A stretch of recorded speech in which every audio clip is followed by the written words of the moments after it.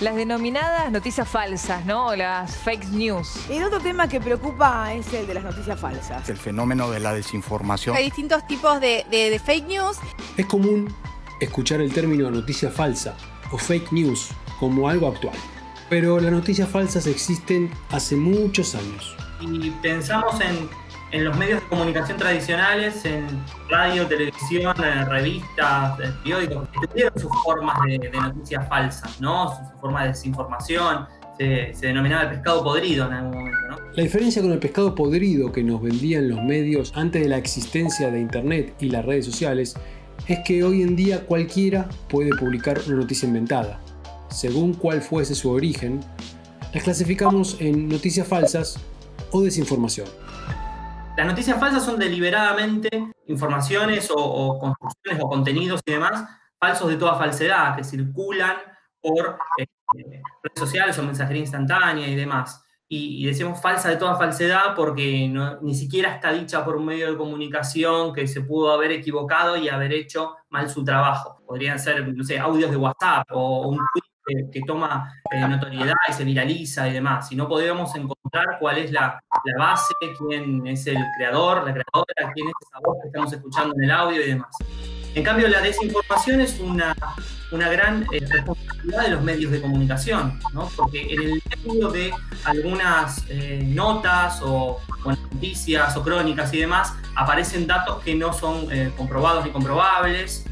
Por ejemplo, titulares que afirman cuestiones que luego las propias notas lo desmienten o no lo pueden presentar. Y esto responde mucho a cómo estamos acostumbrados a informarnos.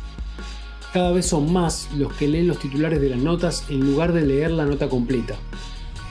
Eso hace que el titular potencialmente diga algo, pero que si leyéramos la nota completa, nos daríamos cuenta que no fundamenta lo necesario. Como solo nos quedamos con lo que dice el título, nos desinformamos. Pero ¿por qué una noticia sin justificación o falsa se vuelve viral? Hay dos elementos que tocan las noticias falsas que son fundamentales. Hablar sobre temas que despiertan fácilmente emociones, una noticia que me indigna, que me pone contento o que me da odio. Y el segundo es acudir a la ideología de la gente, en qué creen y en qué no. La política suele ser un lugar común para crear falsas noticias porque especialmente en Argentina hay una gran polaridad entre los que están a favor de este gobierno y los que están en contra. Comenzó esta mañana y se mantiene la protesta en la cárcel de Devoto. Recientemente, el caso del motín de la cárcel de Devoto tuvo mucha repercusión social y trajo casos de falsas noticias y de desinformación. Le permitieron salir de la cárcel por coronavirus y mató a su hija de 9 años. ¿Qué estamos viendo? Portales nacionales que titulan así. Por ejemplo, titulares que afirman cuestiones que luego las propias notas lo desmienten. Cuando entramos a la nota y cuando vemos el cuerpo de la nota. El hecho ocurrió en Turquía. Se habían olvidado del dato más importante. Pequeño detalle. Bueno, es polémico en un contexto donde justamente esto está en debate. Otro ejemplo fue la falsa noticia sobre el femicida Gustavo Di Matteo, quien asesinó a su mujer de 52 años en Campana durante la semana que se produjo el motín en la cárcel, y hubo medios que tomaron la falsa noticia que circulaba por redes sociales, donde se decía que Di Matteo había sido liberado 3 días antes, gracias a la prisión domiciliaria que la justicia le había dado a presos en riesgo por el coronavirus. En realidad, había sido liberado en octubre del año pasado. Y acá está la fórmula que se repite una y otra vez. Hay una noticia que despierta un sentimiento y que pensando que hay un grupo que comparte una ideología que es respaldada por la supuesta noticia, se vuelve viral. Si es cierta o no, deja de ser importante. Lo importante es el sentimiento que genera. El odio y la indignación, le sumaría, son como mechas muy fáciles de encender, ¿no? Encendemos el fósforo y la indignación, uno quiere salir a contarlo, es como spoilear, ¿viste? Ves una serie y la querés contar. O sea, a veces es en la presencialidad con 2 o 3 personas, salgo a la calle, hablo con un amigo, con la vecina, con el taxista, y ahí queda la indignación. Y otras es retuitear, y si retuiteo ya llega a 1000 personas quizás, o a 500. Otro caso fue el de la jueza de Quilmes, Julia Márquez, que en una entrevista radial afirmó que desde que empezó la pandemia liberaron a 176 personas acusadas de delitos de abuso sexual. Muchos medios toman la información. Consultada más tarde en ese mismo día por el periodista Eduardo Feynman, la jueza volvió sobre sus afirmaciones y ya no sonaba tan segura de lo que había dicho antes. Del día 27 de abril al 28 de abril se habían liberado 172 personas, creo. En un día.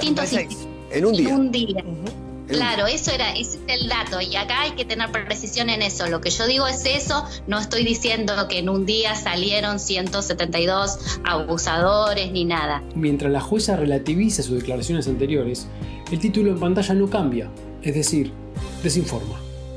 En época de pandemia, las noticias falsas toman la forma de teorías conspirativas o de remedios caseros frente al coronavirus. De acá sale el término infodemia.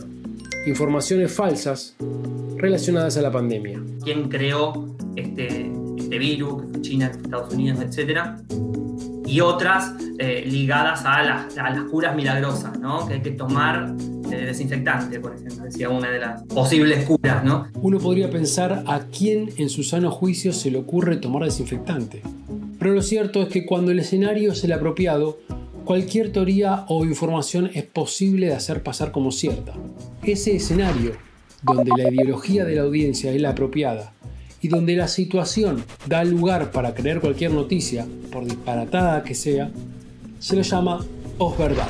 Una posverdad la podríamos resumir en términos de un imaginario que le preexiste a un montón de noticias falsas que van a poder circular. Allí se genera qué pensamos de los políticos, qué pensamos de los jóvenes, qué pensamos de los jubilados, del trabajo, del mercado. Hay una gran parte de una sociedad que generó un imaginario alrededor de estas palabras, de estos colectivos.